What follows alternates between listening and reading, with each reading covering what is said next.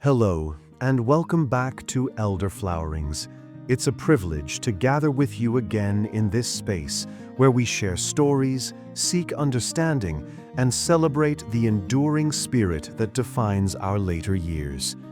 Today, we're approaching a subject that rests heavily on the minds of many families and individuals: the monumental decision of transitioning into a nursing home. It's a choice often born from love, concern, and the perceived need for greater care. Yet it carries with it a universe of unspoken fears and unforeseen consequences. I am 82 years old. I've seen seasons change, joys bloom, and challenges met. And like many of you, I've faced pivotal decisions that have reshaped my life. One such decision, the move into a nursing home, is a chapter I feel compelled to share with you, not as a story of defeat, but as a testament to lessons learned in the crucible of experience. When my family first suggested it, their words were filled with reassurance. "You'll have constant care, Mum," they said. "No more worries, just comfort and safety." I believed them. I wanted to believe them. The weariness of managing alone was beginning to set in, and their vision painted a picture of peaceful decline. But the reality, I discovered, was a far more complex landscape, one that slowly, almost imperceptibly, altered the very essence of who I was. It's vital I say this up front. This is my personal journey, and my reflections are born from what I lived. There are undoubtedly situations, particularly those involving severe, complex medical needs requiring 24-hour specialized attention and where robust home support is simply not viable, where a high-quality, compassionate nursing home can be a necessary and even the kindest choice. My insights today are offered to those who stand at a crossroads, perhaps feeling societal or familial pressure, or for those who may have alternatives yet to be fully explored. It's for anyone who needs to understand the profound undercurrents of such a move. Before you or a beloved elder in your life takes this significant step, I want to share 6 hard-learned lessons, vital considerations I desperately wish had been illuminated for me. Because this is more than a change of address. It's a redefinition of life itself, and once embarked upon, the journey back is rarely as simple as one imagines. Please stay with me through this. These are not just regrets I'm sharing, but heartfelt signposts, born from experience, intended to empower you with foresight and courage. If you or someone you care about is contemplating this path, these words might just be the critical perspective needed before making a decision that will echo through all the days to come. Please stay with me through this. These are not just regrets I'm sharing, but heartfelt signposts, born from experience, intended to empower you with foresight and courage. If you or someone you care about is contemplating this path, these words might just be the critical perspective needed before making a decision that will echo through all the days to come. Lesson 1. The true cost of convenience. My vanishing independence. The initial transition into the nursing home was swathed in promises of ease. "You won't have to worry about a thing," was the common refrain. And in some ways, it was true. But the convenience, I soon learned, came at an almost unbearable price: the erosion of my independence. The most profound shock wasn't the smaller room, the unfamiliar scent of institutional polish, or even the faces of strangers. It was the creeping, then galloping realization that my life was no longer my own to orchestrate. At home, my days, however simple, were a symphony conducted by me. I chose when the first light would greet my waking eyes, the precise moment for my morning tea, the quiet ritual of reading the paper in my favorite worn armchair. I decided if lunch would be a simple sandwich or a more leisurely cooked meal. A walk in the garden, a phone call to a friend, the arrangement of my cherished books. These were the unthinking freedoms that composed the melody of my existence. They were the silent affirmations of my autonomy. Inside the nursing home, that melody was abruptly silenced, replaced by a preset institutional rhythm. Breakfast at 8 a.m., sharp, whether my appetite had stirred or not. Lunch at noon, dinner at 5. Lights out at a designated hour, regardless of whether my mind was ready to quiet or my eyes heavy with sleep. A spontaneous desire to feel the sun on my face or the breeze in my hair, that became a request, subject to staff availability, often resulting in a polite deferral. Perhaps later, dear, when Mary is free to assist. Later often never came, or came when the desire had long since faded.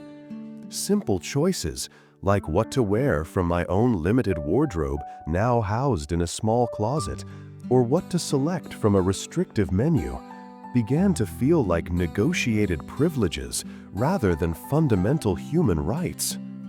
I remember one morning, about a week in, waking in the sterile semi-darkness.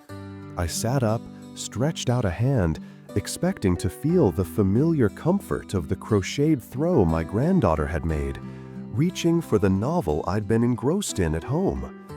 But my hand met cool, impersonal bed linens. I looked around at the bare walls, the functional furniture I hadn't chosen, the absence of my personal treasures, the little knickknacks, the photographs, the well-loved clutter that told the story of my life. And a cold wave of realization washed over me. This wasn't just a new room. It was a new life, one in which I was no longer the author of my own days. The hardest part wasn't just the loss, but the dawning understanding that once you cede that ground of personal autonomy, reclaiming it feels like trying to catch smoke. You adapt, because what choice is there? You learn their schedule, you accept their choices, but in doing so, a small, vital part of your spirit begins to shrink.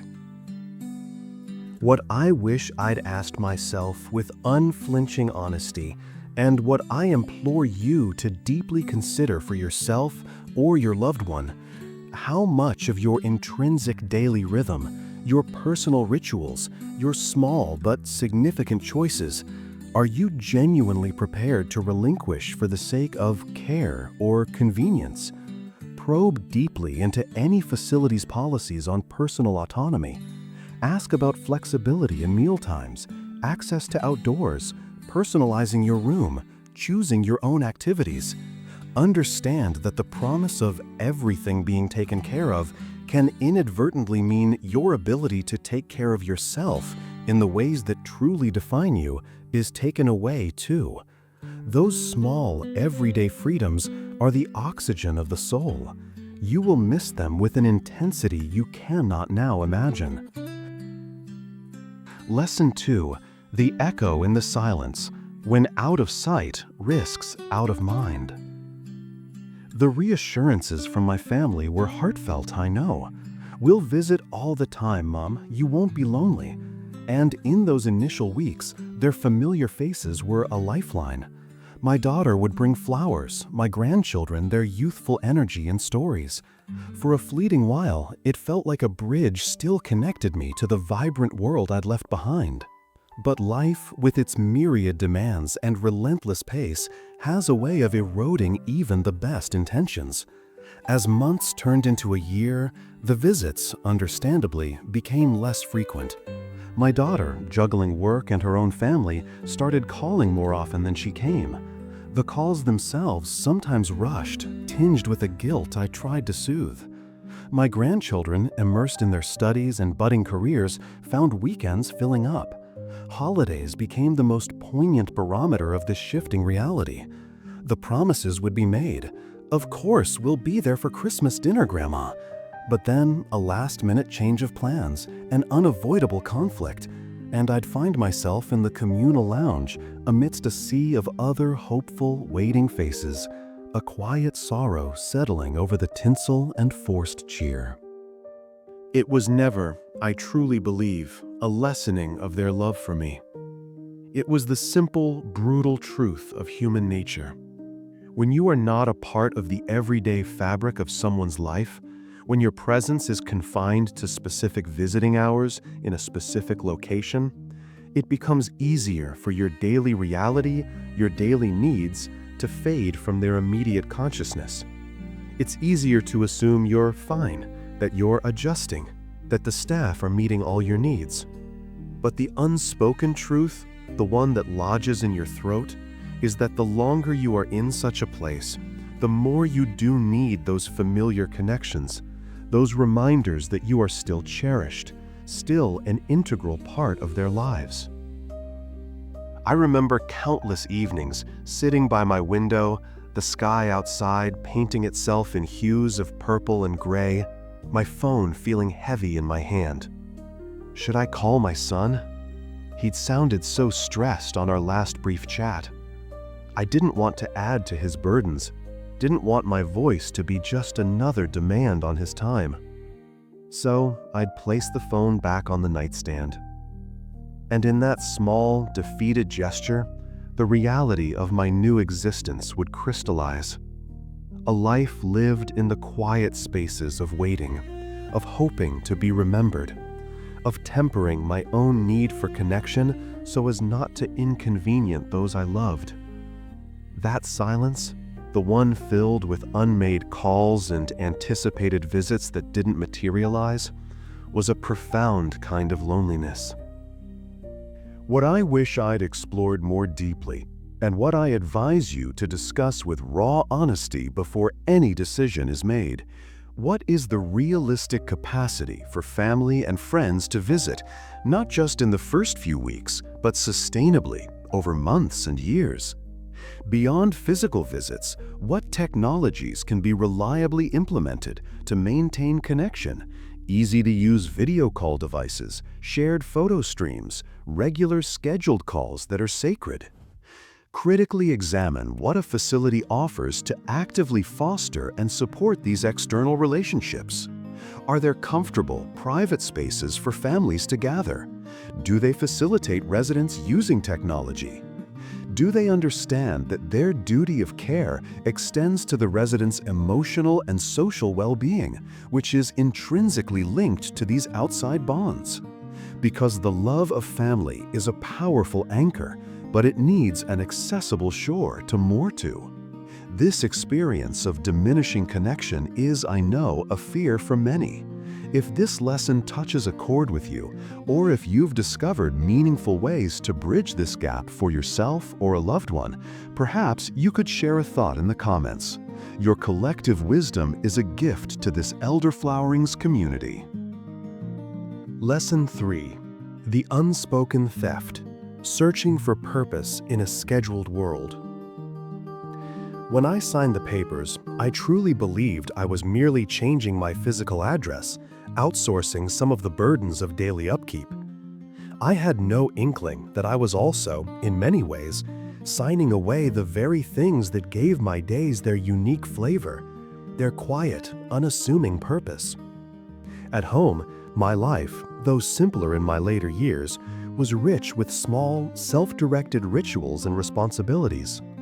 The satisfaction of tending my little collection of African violets, the aroma of my morning coffee brewed just the way I liked it, the quiet order I brought to my small apartment, the management of my own correspondence and appointments. These were not chores to be shed with relief. They were the gentle rhythms that affirmed my competence, my engagement with life, my sense of contributing to my own small world. In the nursing home, these anchors vanished. Meals were prepared, not by me, but for me. My room was cleaned by staff. The plants, they weren't mine to fuss over anymore. At first, I admit, there was a fleeting sense of liberation. Finally, I thought, a chance to just rest, to be looked after. But rest, when it stretches into an endless expanse of unstructured, unbidden time, morphs into a dull, heavy cloak of ennui. Within weeks, a disquiet began to settle in. The days, once uniquely mine, now felt long, homogenized, punctuated only by the facility's schedule. I saw this same subtle theft of purpose reflected in the eyes of many fellow residents. I befriended a gentleman named George, a robust 84-year-old who had been a master carpenter his entire working life. At home, his garage was his sanctuary, a place of creation, filled with the scent of sawdust and the hum of tools. He was always tinkering, fixing, building small, beautiful things for his grandchildren. Here, there were no tools, no projects, no outlet for that deep-seated need to create, to do. I watched with a heavy heart as his vibrant energy slowly ebbed. His hands, once so strong and deft, lay idle in his lap for hours. "I feel useless, Agnes," he confided one afternoon, his voice barely a whisper. "There's nothing for me to do here." And my soul ached in recognition. When you are stripped of the things you care for, the tasks you work toward, the small problems you solve, life's intrinsic meaning begins to fray. The mind, unengaged, slows. The body, lacking its usual motivations, follows. And soon, you risk becoming just another passive recipient of care, in a place where time moves inexorably forward, but nothing of personal significance truly changes. What I wish I'd investigated with the fierce determination of someone fighting for their very essence, and what you must rigorously inquire about.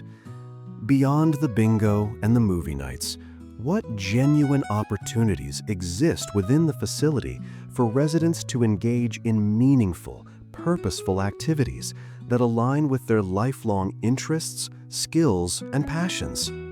Are there workshops, gardening clubs with real responsibility, volunteer roles within the facility or connected to the community, mentorship programs, opportunities to teach or share skills? How is individual purpose actively identified and nurtured by the staff and the environment? Because simply filling hours on a calendar is a pale imitation of filling a life with what makes one feel truly alive and valued. Lesson 4. The surprising slide, when easier meant weaker. Before I made the move, I considered myself reasonably fit for my age.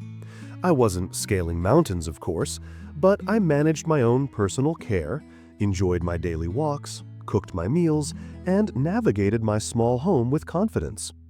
I had little routines, stretching in the morning, walking to the corner shop, the gentle exertion of light housework that kept my limbs supple and my strength adequate. I assumed, naively perhaps, that with the care provided in a nursing home and fewer daily chores, I would at least maintain this level, perhaps even improve with more time for rest. The reality was a harsh and swift education in the principle of use it or lose it. The very conveniences designed to make life easier began to systematically dismantle my physical independence. Meals were brought to my room or served in a dining hall a short shuffle away. No more standing in the kitchen, chopping, stirring, reaching. If I needed something, a press of a call button summoned assistance. No more walking to another room to fetch it myself. The short distances, the lack of stairs, the constant availability of help, it all conspired to drastically reduce my daily movement. And the less I did, the less I found I could do. It was an insidious slide. My legs, deprived of their usual small challenges, grew stiffer, less reliable. The simple act of rising from a chair, once unthinking, began to require conscious effort, then a push with my hands. The muscles I had unknowingly maintained through decades of ordinary living began to atrophy with a speed that both shocked and frightened me. And I was not alone in this. I observed it in so many others. Men and women who had walked into the facility with a degree of independence were, within months, relying on walkers, then wheelchairs. People who had prided themselves on their self-sufficiency now needed help with the most basic tasks they'd never struggled with before. It was as if the environment, in its very design to provide care, was inadvertently accelerating our decline. The more help we were offered, the more profoundly dependent we became. I vividly remember my neighbor Alice, an 81-year-old woman who arrived with a sparkle in her eye and a determined stride. She'd make a point of taking several laps around the facility's corridors each day, telling anyone who'd listen, "I'm not going to let this place slow me down." But the pervasive culture of "let me help you with that, dear," and the sheer lack of necessity to exert herself took its toll. Her walks grew shorter, then she started leaning on a walker, and before long, the wheelchair became her primary mode of transport. One afternoon, she looked at me, her eyes filled with a bewildered sadness, and whispered, "Agnes, I don't know how it happened. I feel like I've aged 10 years in just these few months." And her words echoed the silent fear in my own heart. When you stop actively using your body, you begin, quite literally, to lose it. And in an environment where everything is structured to minimize effort, it's tragically easy to forget that movement isn't merely about getting from one place to another. It is fundamental to survival, to vitality. What I wish I'd fiercely advocated for myself and others, and what I implore you to scrutinize with the utmost seriousness. What is the facility's explicit, proactive philosophy and program for maintaining and, where possible, improving residents' physical independence and strength? Go beyond the glossy brochures. Ask for details about individualized physiotherapy, occupational therapy, and strength-building exercise programs. Are these readily accessible, encouraged, and tailored to individual capabilities? Is there a culture that promotes residents doing as much for themselves as safely possible, rather than a default to staff intervention? Will there be genuine motivation and opportunity to keep your body strong when every systemic pressure might be gently nudging you towards passivity? Because once you significantly slow down, the effort required to regain lost strength can feel monumental, often insurmountable. This aspect of maintaining physical capacity is so incredibly vital. If you are watching and you have found particular ways to stay active and strong, especially if you are in a care environment or have mobility challenges, please consider sharing your strategies in the comments. Your practical wisdom could be a lifeline for someone else. Lesson 5. The Glass Walls. Redefining Privacy and Dignity. Of all the things I anticipated, the profound loss of personal privacy and the subtle, daily erosions of dignity were perhaps the most jarring and deeply felt. My home, however humble, was my sanctuary. It was a space where I was queen of my own small castle. I could close my bedroom door and be assured of uninterrupted solitude if I wished. I could sit in silence with my thoughts, potter about in my nightgown well into the morning, and conduct my personal care routines on my own terms, in my own time. This unthinking, everyday privacy, I discovered, was a precious, fragile thing. From the moment I moved into the nursing home, I felt as though I was living within glass walls, constantly observed, my personal sphere permeable at all times. Staff members, often with demanding schedules and many residents to attend to, would frequently enter my room with a quick knock that was more a statement of entry than a request for permission.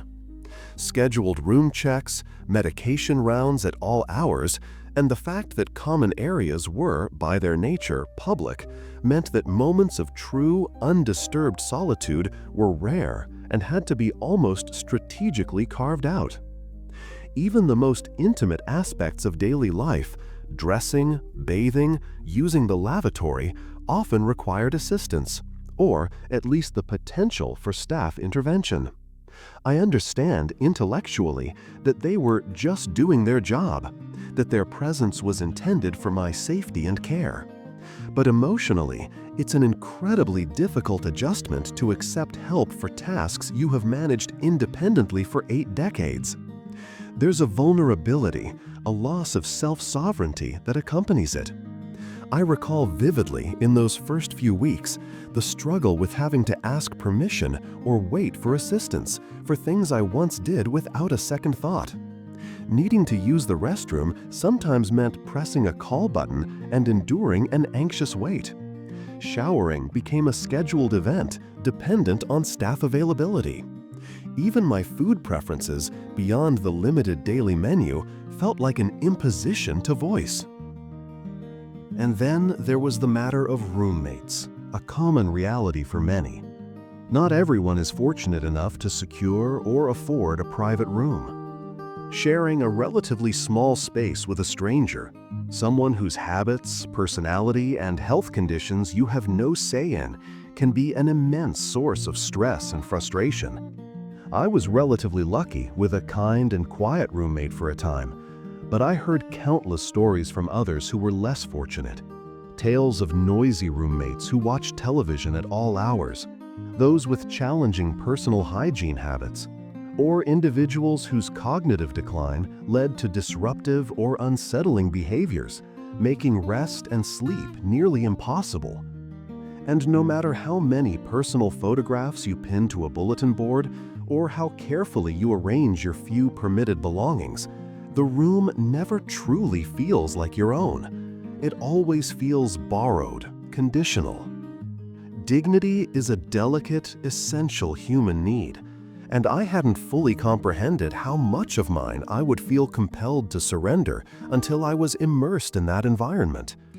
When staff, however kind, speak to you in a tone reserved for children or the infirm, when your personal preferences are consistently overridden by institutional routine, when you are referred to as the lady in room 2B rather than by your name, when people enter your personal space without truly waiting for an invitation, it changes you. You begin to feel less like a unique individual with a rich history and more like a set of needs to be managed, a name on a daily roster. What I wish I'd had the courage and foresight to discuss in minute detail, and what you must insist on understanding. What are the facility's explicit, written policies and, more importantly, its observed practices regarding resident privacy, personal space, and the sanctity of their rooms? How are personal care routines conducted to absolutely maximize dignity and resident choice? What specific training do staff receive in empathetic, respectful communication and the preservation of resident autonomy? If a shared room is a possibility, what are the precise protocols for roommate assignments, conflict resolution, and ensuring a compatible living environment? These are not peripheral concerns. They are foundational to your well-being and your ability to retain your sense of self. Lesson 6. The One-Way Door. The reality of trying it out. Perhaps the most insidious illusion I held onto when I made the move was that it was, in essence, a reversible decision. I'll give it a try, I told myself and my family. I'll see how things go. If it doesn't feel right, I can always leave. I can always go back home. It sounded so reasonable, so reassuring. But what I failed to grasp then, and what became painfully clear over time, was just how challenging, and for many, how impossible that reversal can be. Initially, the thought of returning home felt like a safety net. But my house, once my haven, began to feel distant, almost alien. It sat empty, and the practicalities of its maintenance from afar became a growing concern for my children. Without my daily presence, they, with the best of intentions, started to make changes. sorting through belongings they assumed I wouldn't need anymore, discussing the possibility of selling or renting the property to offset the mounting costs of my care. These conversations, when they reached me, felt like the quiet closing of a door I had desperately hoped to keep ajar. Then there was the undeniable impact on my physical and emotional state. After months of living in an environment where my every need was anticipated, where I didn't have to cook or clean or navigate stairs or even walk very far for anything, I simply wasn't as strong or as self-sufficient as I had been. The independence I had cherished was, piece by piece, slipping away. The thought of managing entirely on my own again, back in my own home, began to feel not liberating, but daunting. A new fear took root. What if I couldn't cope? That fear, more than any physical lock, kept me feeling stuck. I wasn't unique in this. I spoke with many fellow residents who had entered with similar intentions, just for a little while, just until I get back on my feet, only to find that a little while stretched indefinitely. The longer one stays, the more challenging it becomes to even contemplate readjusting to life outside. For some, the option vanished entirely when their homes were sold to fund their ongoing care, or when their savings dwindled to a point where independent living was no longer financially viable. There was, quite simply, no going back. That's the reality that is seldom spoken of with clarity beforehand. Moving into a nursing home can feel like a decision that can be revisited, but for a significant number of people, it is, in practice, a one-way door. The institution, with its routines and its particular kind of dependency, slowly, subtly becomes your entire world. And the vibrant, independent life you once knew begins to feel like a cherished but irretrievable dream. What I wish I had understood with absolute clarity, and what you must demand transparent answers on before committing: what precisely is the facility's discharge policy? What specific supports and processes do they have in place to assist a resident who wishes and is deemed capable of transitioning back to their own home or a less restrictive environment? What are the full financial implications, not just of entering, but of potentially leaving after a short or medium-term stay? What concrete benchmarks of health and independence would need to be met, and what external support systems, like in-home care, would need to be secured to make a return to independent living a realistic option? Approach this decision with the understanding that trying it out may have far more permanent consequences than you currently envision. The barriers to leaving, be they financial, physical, psychological, or emotional, can become formidable much more quickly than you expect. Exploring your options, a vital, proactive step. My experience, as I've shared it, paints a challenging, even stark picture. It is born from my truth, and I share it not to frighten, but to arm you with awareness. It is absolutely crucial to remember that the narrative of nursing home as the only option is often a false one. A rich tapestry of alternatives does exist for many individuals. Alternatives that can provide support while cherishing independence and personal choice. Consider, for example, the wide range of in-home care services, from a few hours of help a week with housekeeping and errands to more comprehensive personal care and even skilled nursing support, all within the familiar comfort of your own home. Explore assisted living communities, which vary enormously. Some offering apartment-style living with personalized care services available as needed, fostering a much greater degree of autonomy than many traditional nursing homes. Look into adult day programs that provide social engagement, activities, and therapeutic services during the day, allowing individuals to return to their own homes in the evening. Investigate supportive housing options or co-housing communities designed for seniors, which often integrate accessible design with community support features. And don't underestimate the power of leveraging local community resources, such as meal delivery services, transportation assistance, and senior centers offering social and wellness programs. The key is proactive exploration before a crisis hits, if at all possible. This research, these conversations, are not admissions of defeat. They are acts of profound self-advocacy and intelligent planning. Perhaps we can delve into these alternatives in much greater detail in a future Elderflowerings episode, as they each deserve a full exploration. For now, please hold on to the knowledge that a spectrum of support exists. Final thoughts. Your life, your decision, your voice. Looking back through the lens of these 82 years, my deepest regret isn't the journey of aging itself, for there is a unique beauty and wisdom in every season of life. My profound regret is that I and my family didn't fully comprehend the depth of the trade-offs I was making when I chose the nursing home. I wish I had asked more probing questions, not just about the care, but about the life within that care.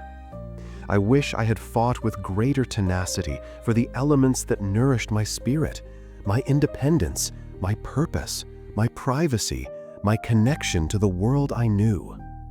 My most fervent wish now is that sharing my hard-learned lessons will empower you to approach any consideration of long-term care with eyes wide open, armed with critical questions and an unshakable understanding of what truly constitutes quality of life for you or for your loved one. Empower you to fiercely protect your autonomy, your individuality, your purpose, and your dignity for as long as humanly possible in whatever setting you choose. Before any decision is made, sit quietly and ask the deepest questions. Is this potential move truly what is best for the whole person, mind, body, and spirit? Or is it a path being considered primarily for logistical ease or out of fear of the unknown?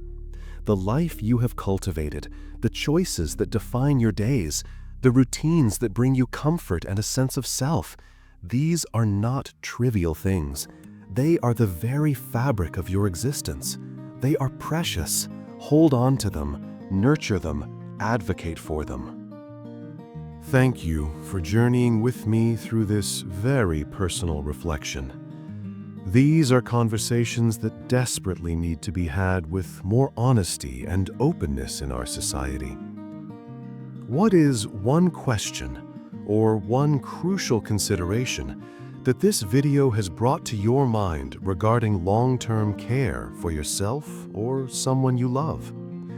Please, if you feel comfortable, share it in the comments below. Your insights, your experiences, your questions, they weave into the collective wisdom of our Elderflowerings community and help us all navigate these paths with greater understanding.